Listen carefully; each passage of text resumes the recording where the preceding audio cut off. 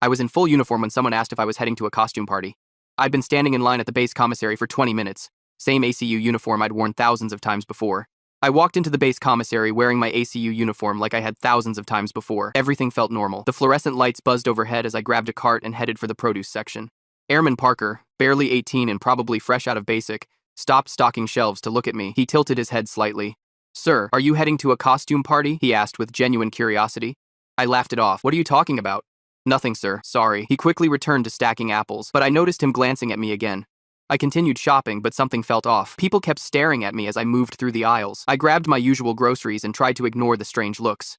The checkout line took 20 minutes. Rita, the older cashier who'd worked here for decades, finally called me forward. "ID, please," she said, not meeting my eyes. I handed her my military ID. She studied it much longer than usual, turning it over several times. "Everything okay?" I asked. Rita nodded silently. She bagged my groceries without saying another word. This wasn't like her at all. Rita normally chatted about her grandkids, or asked about my week. Today, nothing. I walked to the parking lot, carrying my bags and feeling increasingly uneasy. A group of 3 men stood near my car. I recognized them immediately. Marcus, my old squad leader from Afghanistan. Ronan and Corey were with him, all in civilian clothes. "Devin," Marcus called out. "Man, it's been a while. Where have you been stationed lately?" I gave a vague answer about a special assignment. I didn't want to get into details. "Right," Marcus said, exchanging glances with the others. "You doing okay?" "I'm fine," I said, loading groceries into my trunk. "Just busy." I hurried into my car and drove away. In the rearview mirror, I saw them huddled together, whispering. My paranoia grew. I decided to hit the gym to clear my head. The base gym was nearly empty when I arrived. I approached the front desk, expecting to see Talia. Instead, Brandon sat there. He wore his MP uniform and frowned when I walked up. "ID," he demanded, despite knowing me for months. I handed it over. "Where's Talia today?" Brandon ignored my question. He scrutinized my ID card just like Rita had done. "Is there a problem?" I asked. "No problem," he said, handing it back. "Enjoy your workout." The gym felt hostile. 2 MPs stood near the water fountains, talking quietly and watching me. People stared as I moved between machines. I cut my workout short and drove home to my off-base apartment. Something was seriously wrong. In my bathroom, I studied my uniform in the mirror. Name tape, rank insignia, everything properly aligned. Nothing out of place. Yet something felt deeply wrong. I couldn't shake the feeling that everyone knew something I didn't. A knock at my door startled me. I opened it to find Noreen, my neighbor, looking concerned. "Devin," she said gently, "are you taking your medication?" I stared at her blankly. "What medication?" She glanced at my uniform and sighed. "The pills Dr. Desmond prescribed for your episodes." "I don't know what you're talking about," I said, closing the door. I leaned against the wall, heart pounding. Everyone was acting strange. The comment about a costume party, Rita's silence, Marcus asking where I'd been stationed. I worked in the same building for 3 years. Everyone knew me. So why did they all look at me like I was a ghost? I tried to remember my last shift at work. My mind went blank. I couldn't recall when I'd last been on duty. I returned to the bathroom mirror. My reflection looked back at me, familiar yet somehow wrong. The uniform felt right on my body. But if that was true, why had Airman Parker asked about a costume party? I woke up disoriented on my couch. Sunlight streamed through the blinds, hitting my face. My uniform was still on, wrinkled from sleeping in it. The conversation with Noreen bothered me all night. What medication was she talking about? What episodes? I stumbled to the kitchen for water. My head pounded with each step. Something felt off about my apartment. I'd lived here for years, but suddenly it seemed unfamiliar, like someone else had arranged my things. I opened drawers randomly, searching for something I couldn't name. The 3rd drawer in my bedroom desk was stuck. It took 3 hard yanks to open it. Inside was a manila envelope I didn't recognize. My name was written across it in my own handwriting. I dumped the contents onto my bed. Military discharge papers stared back at me. My heart raced as I read the documents. Medical retirement, PTSD diagnosis, honorable discharge dated 8 months ago. This couldn't be right. I was still active duty. I worked on base every day. I searched more drawers frantically. In my nightstand, I found prescription bottles, 3 of them, all with my name. The labels showed they were prescribed by Dr. Desmond at the VA hospital for dissociative episodes and anxiety. I sank onto the edge of my bed. None of this made sense. I worked at the base. I wore my uniform every day. I found a leather-bound journal hidden under my mattress. The first entry was dated 7 months ago. Had another episode today. Woke up in uniform again. Tried to report for duty. MPs had to escort me off base. Dr. Desmond increased my medication. Entry after entry described the same pattern. Me putting on my uniform, going to base, being confused when people acted strange. The most recent entry was from 2 weeks ago. Haven't had an episode in a month. Medication seems to be working. Feeling hopeful. A memory surfaced suddenly. Liana packing her bags, tears streaming down her face. "I can't do this anymore, Devin," she'd said. "I never know which version of you I'll wake up to. Sometimes you don't recognize me. It scares me." I'd begged her to stay, promised I'd get better, but she'd walked out anyway. I sat on my bed for hours, reading and rereading the journal entries. They were all in my handwriting, all described events I couldn't remember. Finally, I made a decision. I needed to see for myself. I drove to the base and parked across from the main gate. I watched soldiers coming and going for nearly an hour. Something wasn't right about their uniforms. The pattern was slightly different from mine. The cut of the fabric, the placement of patches. I approached the gate in my car. Miles was working the guard shack today. He examined my ID card with obvious suspicion. Purpose of your visit today, sir? Reporting for duty, I said, trying to sound normal. Miles studied my face for a long moment. Then he radioed someone. I couldn't hear what he said. Go ahead, he finally said, handing back my ID. I drove through the gate, feeling Miles watching me in the rearview mirror. Something was very wrong. I parked near my building, the same building I'd worked in for 3 years. My keycard didn't work at the door. The light flashed red when I swiped it. I tried 3 more times. Red, red, red. Panic rose in my chest. I pulled out my phone and called Dr. Desmond's number. It was saved in my contacts. This is Dr. Desmond's office, a receptionist answered. I need to speak with him, I said. It's urgent. This is Devin. Dr. Desmond is with a patient. Can I take a message? Tell him I'm at the base. My uniform is wrong. Everyone's acting strange. I found the discharge papers. I hung up before she could respond. My hands were shaking. That's when I spotted Marcus across the parking lot. He was watching me. I walked toward him, determined to get answers. Marcus, what's going on? Why can't I get into the building? Marcus backed away slowly. Devin, you shouldn't be here. We've been through this before. Through what? What are you talking about? You don't work here anymore, man. You were discharged after Afghanistan. That's not true, I insisted, moving closer. I've been here every day. Marcus looked genuinely concerned. Call Dr. Desmond. He can help you. I saw movement from the corner of my eye. 2 MPs were approaching quickly. Panic surged through me. I turned and ran back to my car. The MPs called after me, but I didn't stop. I jumped in my car and sped out of the parking lot. My mind raced faster than my car.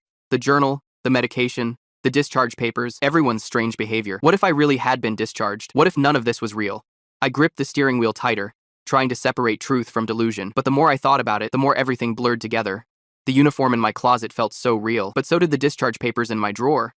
I returned to the base the next morning with a new plan. I wore civilian clothes and carried my uniform in a duffel bag. No more confusion or confrontation. I needed answers. I parked in the visitor lot and watched the morning shift change. People streamed through security checkpoints, showing IDs and scanning badges. I studied their movements carefully. The uniform still looked wrong to me, different from the one in my bag. I couldn't pinpoint exactly how, but something was off. I approached a different entrance this time, the employee entrance to my building. I timed it perfectly, slipping in behind a group of soldiers during the busiest part of shift change. No one questioned me. I blended in with my civilian clothes, just another contractor or civilian employee heading to work. Inside, the hallways looked both familiar and strange. I knew where my office should be, but hesitated at each turn. The layout felt altered somehow. I reached what should have been my office door. The nameplate read, Major Wilson, instead of my name. I tried the handle anyway. Locked. An alarm suddenly blared overhead. Red lights flashed along the corridor. I froze, unsure what triggered it. Brandon and another MP, Reed, according to his nameplate, appeared at the end of the hallway. They spotted me immediately. Devin, Brandon called out. Stay where you are. I backed away. This is my office. I work here. No, you don't, Reed said firmly. Not anymore. More footsteps approached from behind me. I turned to see Colonel Grant walking toward me with purpose. His face showed recognition, not surprise. Devin, he said. You can't keep coming here. Sir, with respect, I don't understand what's happening, I said. Everyone's acting like I don't belong here. Colonel Grant sighed. Because you don't. Not anymore. You know this, Devin. We've been through this before. I don't know anything, I shouted. I'm still active duty. This is where I work. Colonel Grant nodded to the MPs, who kept their distance but didn't leave. He gestured to a nearby conference room. Let's talk privately, he said.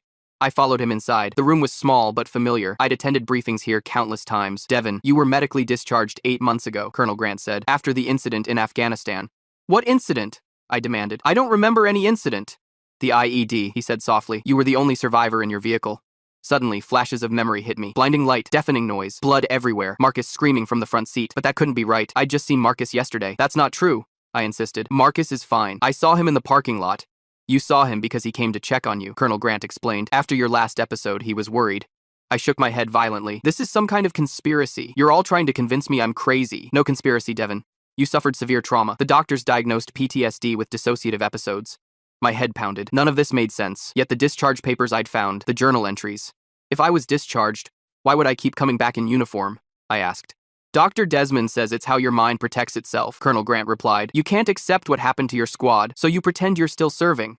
The door opened. Dr. Desmond himself walked in, looking concerned. Devin, he said, I got your message yesterday. I've been trying to reach you. I stared at him, trying to reconcile his presence with my fractured memories. I don't understand what's happening to me. You're having another episode, Dr. Desmond explained gently. You forgot your discharge again. It happens when you stop taking your medication. The room seemed to tilt around me. My uniform in the duffel bag suddenly felt like a costume, not the real thing. But it feels so real, I whispered. I remember everything about my service. You remember everything before the explosion, Dr. Desmond corrected. Your mind is protecting you from the trauma that came after.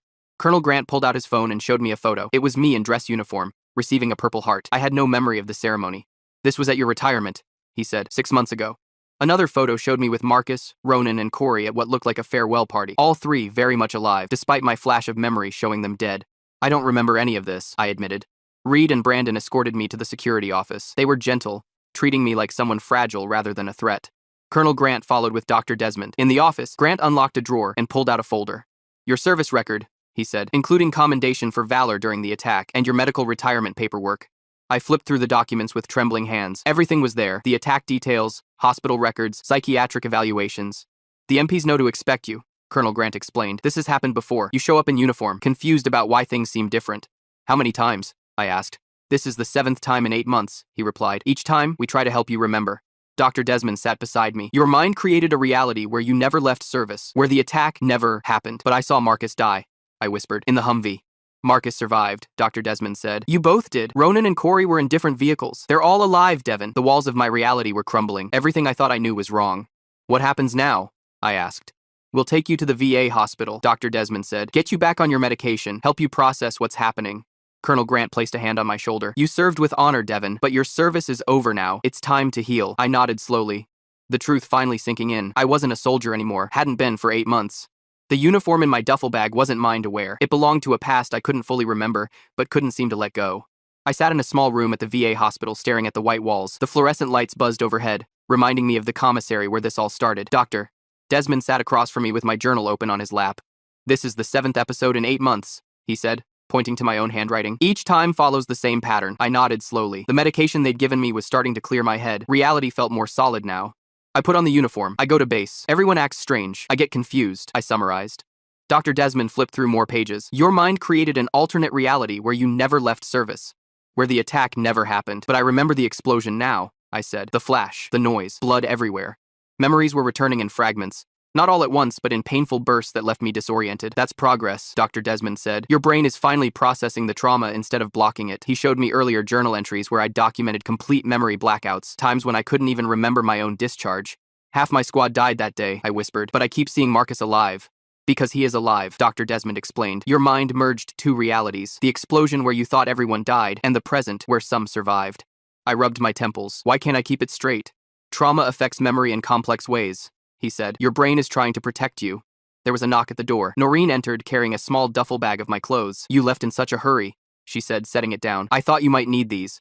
I thanked her awkwardly. You've been checking on me all this time?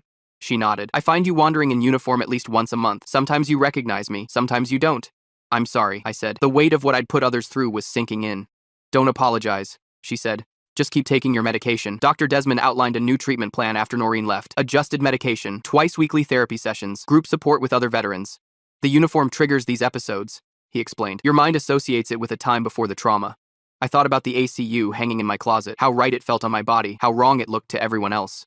What if this happens again? I asked. We're developing anchors to help you recognize reality, he said. Photos, documents, phone contacts you can check when things feel off.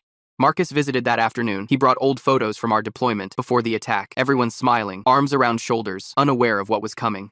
I should have died in that Humvee, I said. Marcus shook his head. But you didn't. Neither did I. That matters. He told me about the explosion from his perspective. How he'd been thrown clear. How he'd pulled me out despite his own injuries. You don't remember the rescue? He asked. I shook my head. My memory stops at the flash. That's when you saved Corey, Marcus said. You dragged him away from the burning vehicle before collapsing. This didn't match my fractured memories at all. In my mind, Corey had died instantly. I saved him? I asked.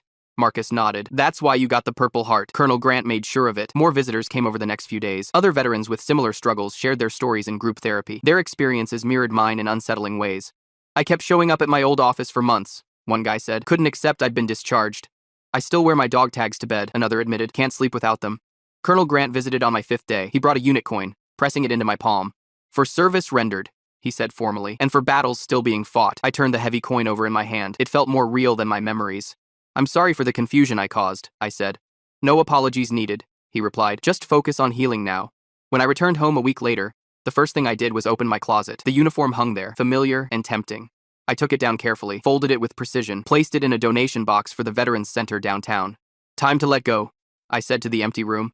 Dr. Desmond had helped me develop memory anchors for disoriented moments. Photos on my phone, a letter from Colonel Grant confirming my honorable discharge, journal entries I could reference.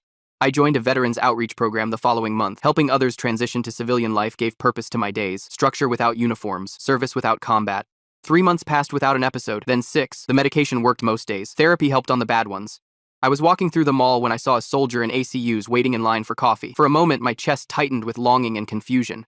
I reached for my phone, checked my anchors, medical discharge papers, photos from the retirement ceremony, Dr. Desmond's number on speed dial. The soldier nodded at me as our eyes met. I nodded back. Recognition, respect, but no delusion. Former Army? He asked. Yes, I said. Medically retired. Thank you for your service, he said simply. I smiled, the words no longer triggering confusion. Likewise. I walked away without looking back at the uniform. My past remained where it belonged. Behind me, not forgotten, but no longer controlling my present. The memories of Afghanistan would always be with me, but now they were just memories, not an alternate reality I kept trying to inhabit. I was a veteran now, not active duty,